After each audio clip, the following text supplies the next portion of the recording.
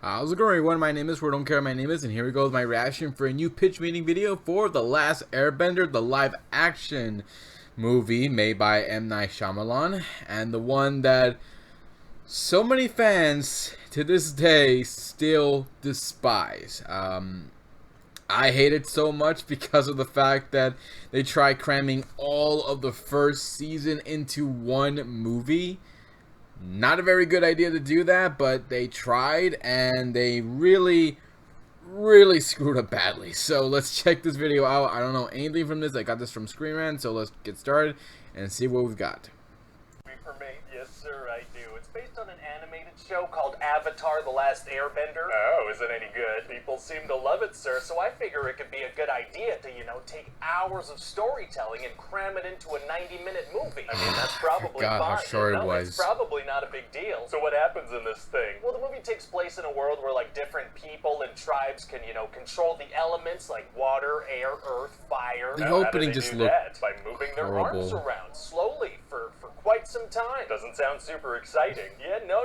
It's gonna be like watching old people do Tai Chi in the park, just really taking their time with it. Moving their arms around, doing it real slow. Well, okay then. So anyway, then we're gonna meet this girl Katara and her brother Sokka or Sako or something. Oh, and what are they like? Oh, well, in the show Soko, he's a very funny character. Nice. Yeah. So we're not gonna do that in the movie. He is like I said, we gotta cram a bunch of episodes into a movie. single movie, so there's no time for anyone to have, personalities or character traits or anything. Probably not too important anyway. That's what I figured. So Katara, she can kind of water bend, right? So she accidentally drops a bunch of water on her brother. So he gets all wet. No. Oh, he doesn't. A big ball of water dropped on him doesn't wet him at all. Well, we're off to a great start so far. Thank you. So anyway, they stumble upon this boy that's been frozen in ice for 100 years. His name is Ong. And you're sure that these name pronunciations are the same as they are in the show? There's literally no way for me to verify that. Oh, that's too bad. And so this kid Ong can actually bend all the elements. He's this thing called the Avatar, and he's the last airbender. That's the name of the movie. It is. Wow. So anyway, the Fire Nation have taken over the world, right? They're like the bad guys and they run the show. Okay. And we're gonna meet this Fire Nation Prince Zuko. And he really wants to get his hands on the Avatar so he can stop being exiled. He doesn't like being exiled. Oh, not being exiled is tight. It is pretty great. So he straight up kidnaps Ong, he takes him. Very rude. So obviously Katara and Sokka, they're like, we gotta go get this kid, he's our responsibility. Obviously.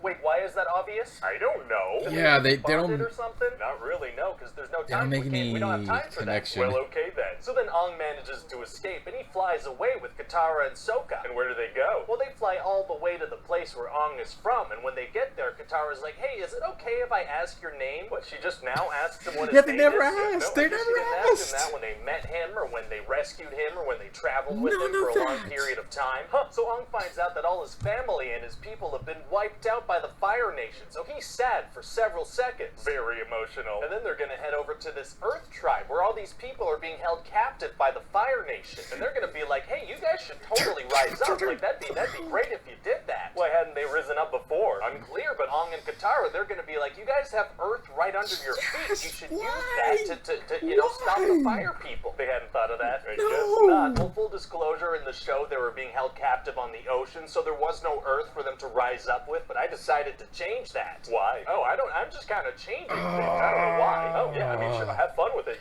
So then there's gonna be this really intense moment where 6 Earth people, they come walking out and they're doing like this haka dance thing. Oh boy, I bet they're gonna bend a lot of Earth with that, huh? Not really, no. Oh, they're gonna do that big dance and it's gonna kind of raise a single rock and they're gonna throw that at one guy. It's still kind of exciting, I guess. No, not really. Oh, okay, too bad. And so then Ong admits that he doesn't really know how to bend anything other than air, so they need to find him some teachers. Okay. So they head towards the Northern Water Tribe, and along the way, they free a bunch of other villages. Well, that's gonna be fun to see. No, we're not really gonna see any of that. Oh, we're not. No, we gotta keep going with the story. So we're gonna say most of the interesting stuff in like a voiceover. Is that the best way to tell a story? Well, I'm just following the first rule of screenwriting, sir. Tell, don't show. Oh, I think you got that backwards. No, I don't think so. It's like they say, 1,000 pictures are worth a single word. That's also the opposite of the real one. Well, disagree to agree, I guess. That's also okay. Yeah, sure. So anyway, eventually they get to the Northern Water Tribe and they meet a bunch of waterbenders and Princess Penis Hair. What? And her and Sackboy, they fall in love right away, you know? So they're in love now. What makes them fall in love? The fact that we're gonna say that they're in love now in a voiceover narration. And you're sure we shouldn't be showing these moments instead of dumping them out in voiceover? Absolutely I am. Well, okay then. Screenwriter guy and producer guy became great friends during this conversation. They went on to fight many battles together and win several wars. Of course, this had always been the prophecy. You see, when producer guy was a young child, he was told that he was the chosen one, like Neo in The Matrix. But because of the leather allergy, he didn't think he could live up to those high expectations, and he ran away to Hollywood. Also later, he and screenwriter guy would both become president of the United States together.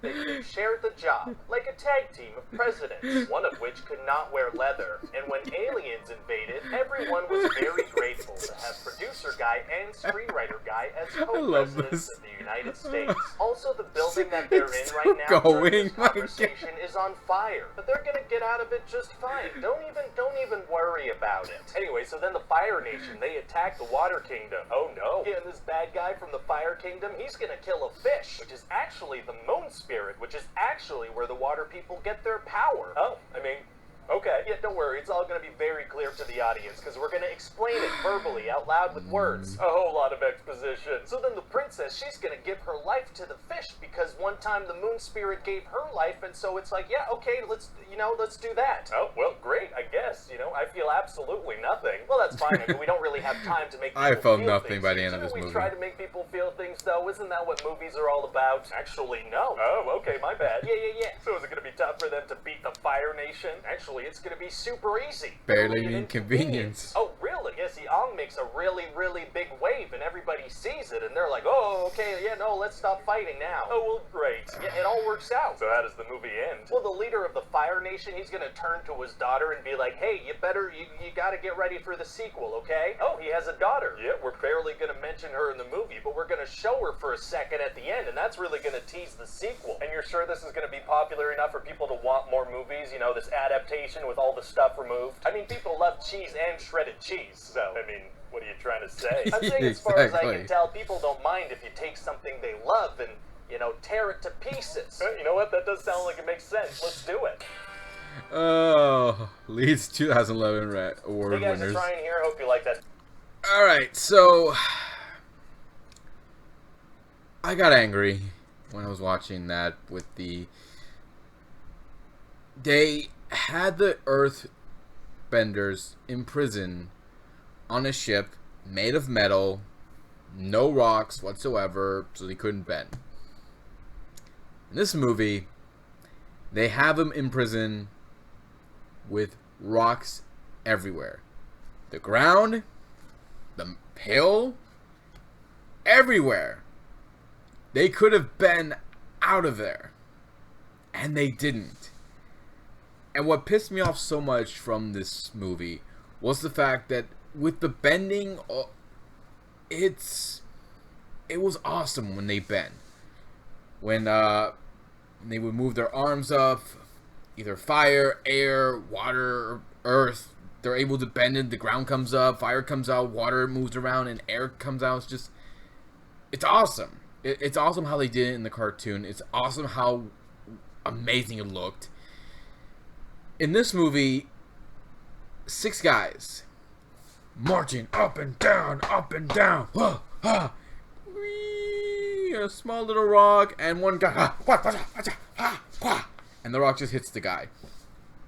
That was, without question, the dumbest thing I ever saw. Of course, what I did was even dumber, but still, that was dumb, because that's a movie. This is a video. That was a movie that millions of dollars put into it, and it was stupid. They took so much stuff out, character development, they took out any connection with the characters, any bond they would have with one another, and they also took out some of the comedy from the show into this movie. They just took it all out, and it was horrible, it was bad, it made me so mad, and by the time I left, I felt empty inside. I hated this so much, and I know a lot of people did too.